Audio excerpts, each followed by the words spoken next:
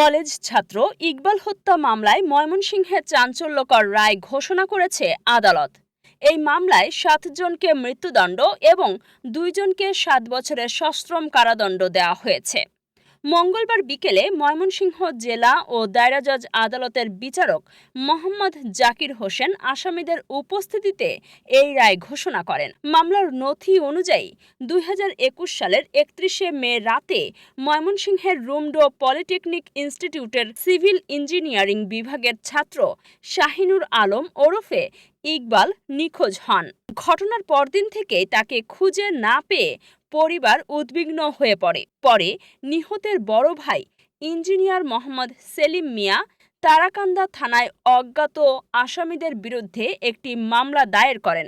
দীর্ঘ তদন্তের পর ৫ই জুন পুলিশ একটি সেপটিক ট্যাঙ্ক থেকে ইকবালের মরদেহ উদ্ধার করে।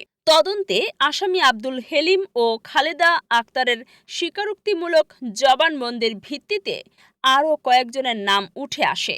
পরবর্তীতে মোট ৯ জনের বিরুদ্ধে অভিযোগ প্রমাণিত হয়। রায়ে আদালত ৭ জনকে মৃত্যুদণ্ড এবং ২ জনকে ৭ বছরের সশ্রম কারাদণ্ডের পাশাপাশি অর্থদণ্ডও প্রদান করেন। রায় ঘোষণার পর বাদী পক্ষ সন্তোষ প্রকাশ করেছে। দীর্ঘদিন পর আমার ছোট ভাই ইকবাল এই হত্যাকাণ্ডের বিচার হয়েছে। মাননীয় বিচারক ওনাকে ধন্যবাদ জানাই। এই মামলার পিছনে সবচেয়ে পুলিশের যে অবদান ছিল, এখানে বারের সকল উকিল ছিল, সবচেয়ে বেশি পরিশ্রম করছে আমার এই উকিল রফিকুল ইসলাম স্যার। উনি ফার্স্ট টু লাস্ট এই মামলার পিছনে বিনা টাকায় যে শ্রমটা আমাদেরকে দিয়েছে এটা কেউ দিবে না। উকিলের জগতে অনেক জায়গায় গেছি কিন্তু আমরা পাই নাই। উনি আমাদেরকে বিপদ আপদে সবসময় হেল্প করছে। আমার ছোট ভাই ইঞ্জিনিয়ার ছিল, আমিও বিরাট পরিশ্রম করছি। শুধু পরিশ্রম করছি দেশবাসীর কাছে যাতে অপরাধ করলেও যেন বিচার হয়, সেই বিচারের আজকে আমরা সেই বিচারের পথে আজকে আশায় আলোকিত করেছে আমাদেরকে। আমরা দোয়া করি এই রায়টার জন্য, যাদেরকে মাননীয় জজ ফাঁসি দিয়েছে তাদের জন্য অতি দ্রুত কার্যকর করে, এবং বাকি 2 জনের ব্যাপারে আমি উচ্চ আদালতে আপিল করার জন্য চেষ্টা করব যাতে আমি ন্যায় বিচার পাই। আমার আব্বা আম্মা আমার এই ভাই মারাতে খুবই অসুস্থ, এবং দেশবাসীর কাছে দোয়া চাই এইরকম অপরাধ যেন আর কেউ যেন না করে। সবাই সাংবাদিক ভাইরা ফার্স্ট টু লাস্ট, বিশেষ করে আপনার যমুনা টিভি, আপনার হলো সময় টিভির, ওনারা খুব পরিশ্রম করছিল ওই মামলা উদ্ঘাটন করার সময়। ওনারা দিন রাত আমাদের এলাকা ছিল। সাংবাদিকদের প্রচেষ্টায় ওই সেফটি ট্যাঙ্ক থেকে আমার ছোট ভাইকে উদ্ধার করা পুলিশ প্লাস সিআইডি ডিবির জন্য সবচেয়ে সহজ হয়েছে। আর নাহলে উদ্ঘাটন করা আমাদের পক্ষে সম্ভব ছিল না। এই রায়ে আমরা সন্তুষ্ট। আশা করি অতি দ্রুত যেন কার্যকর হয়, এবং এই মামলায় সাংবাদিক লিটন ভাই অনেক পরিশ্রম করছে, ওখানে গেছে। আমার নাম আমি এই মামলার বাদী আমি শাহিনুর আলম ইকবালের বড় ভাই। আমি ইঞ্জিনিয়ার মোহাম্মদ সেলিম মিয়া, আমি এই মামলার বাদী। আপনাদের সকলকে ধন্যবাদ। শুধু ময়মনসিংহ জেলা নয়, বাংলাদেশের একটি চাঞ্চল্যকর মোকদ্দমা ছিল। এটা ২০০১ সালে একটি ছেলে ইঞ্জিনিয়ারিং কলেজে পড়তো, ময়মনসিংহ রুমডো ইনস্টিটিউটে পড়তো। ২০২১ সালে তাকে রাতের বেলা বাসা থেকে ডেকে নিয়ে গিয়া ৯ জন আসামি, যাদের নাম এজাহারে ছিল, তারা পূর্ব পরিকল্পিত ভাবে ডেকে নিয়ে গিয়া তাকে নৃশংসভাবে ঘরে নিয়ে গিয়া হত্যা করে এই লাশ ওইখানে রেখে দিয়া অনেকক্ষণ ওইখানে তারা অপেক্ষা করে।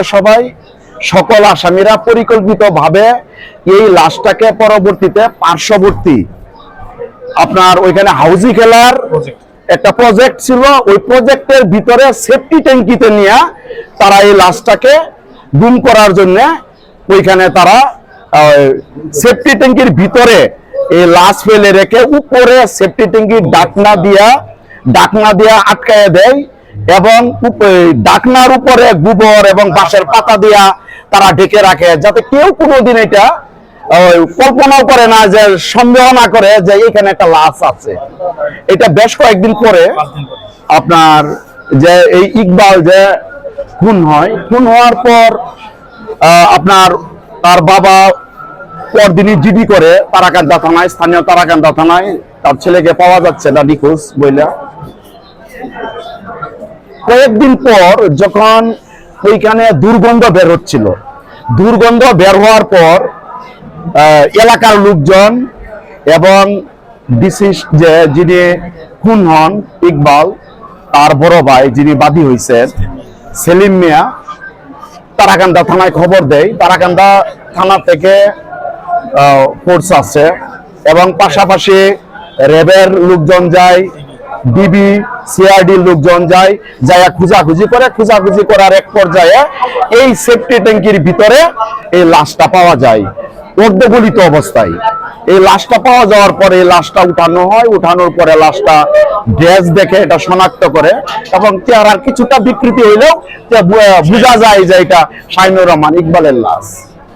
ওই দিনই তারাকান্দা থানা কর্তৃপক্ষ 2 জন আসামিকে সন্দেহমূলকভাবে তাদেরকে ধৃত করার পর তাদেরকে জিজ্ঞাসাবাদ করার পর প্রাথমিকভাবে তারাকান্দা থানা কর্তৃপক্ষ বুঝতে পারে যে তারাই এই খুনের সাথে সম্পৃক্ত। পরবর্তীতে এই শাহিনুর আলম ইকবালের ভাই বাদী হইয়া অজ্ঞাতনামা আসামিদেরকে দিয়ে একটা মামলা করেন, হত্যা মামলা করেন। হত্যা মামলা করার পর এখানে 2 জন আসামি স্বীকারোক্তিমূলক জবানবন্দি দেয়। ওই যে 2 জনকে যেদিন লাশ পাওয়া যায় ওই দিনই ধৃত করে নেওয়ার পর তাদের মাঝ থেকে একজন, কি নাম, খালেদা আক্তার এবং আসামি আব্দুল হেলিম স্বীকারোক্তিমূলক জবানবন্দি দেয় এবং খালেদা আক্তার নামে আরেকজন পরবর্তীতে স্বীকারোক্তিমূলক জবানবন্দি দেয় যে কিভাবে এই শাহিনুর আলম ইকবালকে তারা পূর্ব পরিকল্পিত ভাবে তারা নিয়ে গিয়া পরিকল্পিত ভাবে হত্যা করে এই লাশটাকে গুম করে। এই মামলাটা তারাকান্দা থানায় তদন্তাধীন থাকা অবস্থায় এক পর্যায়ে এই মামলাটা ডিবি ময়মনসিংহকে তদন্তের ভার দেওয়া হয়। ডিবি ময়মনসিংহের একজন চৌকুশ তদন্তকারী কর্মকর্তা ছিলেন, যিনি এক সময় অ্যাক্সিডেন্টে পরবর্তীতে মারা গেছেন, মনিরুজ্জামান, এসআই মনিরুজ্জামান। উনি তদন্ত করে চার্জশিট দাখিল করার পর মামলাটা বিচারের জন্য আসে। বিচারের জন্য আসার পর এই মোকদ্দমাটায় 22 জন সাক্ষী, 24 জন, টোটাল 24 জন সাক্ষী। আমি এই মামলাটায় প্রথম দিকে আমি ইনফরমেন্ট পক্ষে ছিলাম, সংবাদদাতা বাদী পক্ষে ছিলাম। পরবর্তীতে এই মোকদ্দমার আমি সরকার পক্ষে এপিপি হিসাবে এই মামলাটা আমি পরিচালনা করি। এবং আজকে এই শাহিনুর আলম ইকবালের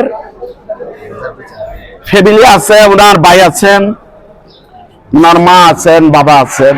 দীর্ঘদিন পরে আজকে এই 9 জন আসামির ভিতরে 7 জন আসামির ফাঁসির আদেশ দিয়েছেন বিজ্ঞ আমাদের মাননীয় ময়মনসিংহের সিনিয়র দায়রা জজ বাহাদুর।